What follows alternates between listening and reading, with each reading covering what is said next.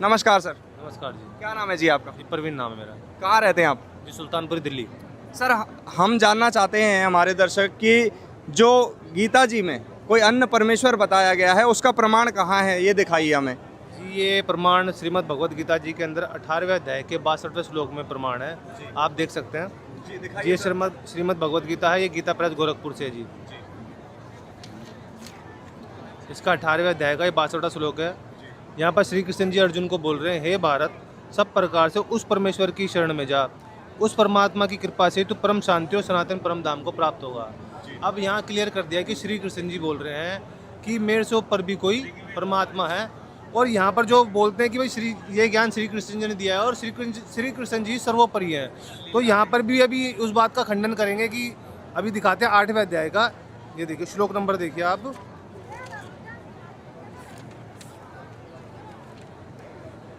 तो दर्शकों आप देखते रहिए, आज आपको वो पूरे फैक्ट दिखाएंगे, वो पूरे प्रमाण दिखाएंगे कि गीता जी में किस परमेश्वर के बारे में बताया गया है।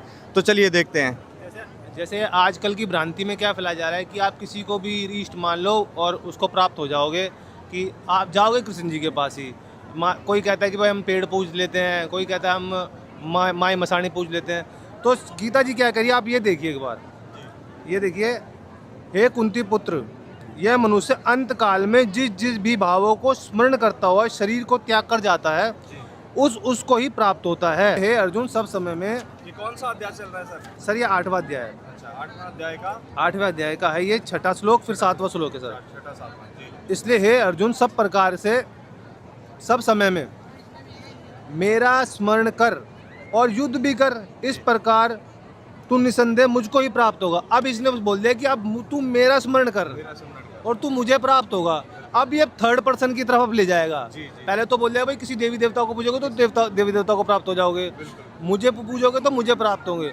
अब ये कह रहा है कि मुझसे भी ऊपर कोई शक्ति है। ये देखिए अब अगले श्लोक में, हे पार्थ, नियम यह है कि परमेश्वर के ध्यान के अभ्यास रूप योग से युक्त दूसरा और ना जानने वाला चित्त से निरंतर चिंतन करता हुआ परम प्रकाश स्वरूप दिव्य पुरुष को अर्थात परमेश्वर को प्राप्त होता है। अब यहाँ पर किसी थर्ड के लिए बोल दिया। 3 बातें हो गई हैं। तो बात हो गई। अब ये कह रहे हैं कि वो मेरा भी इष्ट। अब ये भी देख लीजिए एक बार। ये 15वें अध्याय का 4था श्लोक देखिए एक बार। ये देखिए, ये 15वें अध्याय का 4था श्लोक है। उसके पश्चात उस परम पद परमेश्वर को भली भांति खोजना चाहिए, जिसमें गए हुए पुरुष फिर लौटकर संसार में नहीं आते, जिससे परमेश्वर से इस पुरातन संसार वृक्ष की प्रवृत्ति विस्तार को प्राप्त हुई है, उसी आदि पुरुष नारायण की मैं शरण हूँ। अब ये कह रहे हैं कि मैं भी किसी की शरण में हूँ। इसका मतलब ये सर्वोपरि नहीं है, कोई अलग ही है। जो संत रामपाल जी महाराज ने परमात्मा बताए हैं वे कौन है फिर आपके हिसाब से? वो भी हमारे गुरुजी संत रामपाल जी महाराज जी ने क्लियर कराया कि वो कबीर साहब हैं, कबीर भगवान हैं। देखिए आप, ये देखिए, ये है ऋग्वेद मंडल नंबर 9 सूक्त 20 मंत्र नंबर 1। यहाँ पर आप देखेंगे मूल संस्कृत में यहाँ कबीर देव है। आप ध्यान से देखेंगे तो आपको पढ़ने में आएगा, यहाँ कबीर देव है और परमात्मा की महिमा बताई जा रही है हिंदी में। यहाँ अनुवादकर्ता ने क्या करा है कि यहाँ गड़बड़ कर दी, वह परमात्मा यहाँ कवि कर दिया। और यहाँ मूल में क्लियर था कि कबीर देव था, वह परमात्मा कबीर देव है, सबका रक्षक है और विद्वानों की तृप्ति के लिए ज्ञान देता है। वो ज्ञान देता है, अस्त्र शस्त्र नहीं देता। यहाँ क्लियर कर रखे हैं। और सहनशील है, संपूर्ण दुष्टों को संग्राम में तिरस्कृत करता है। अब आप ये आपने क्लियर कर दिया, वो उसका नाम कबीर देव है।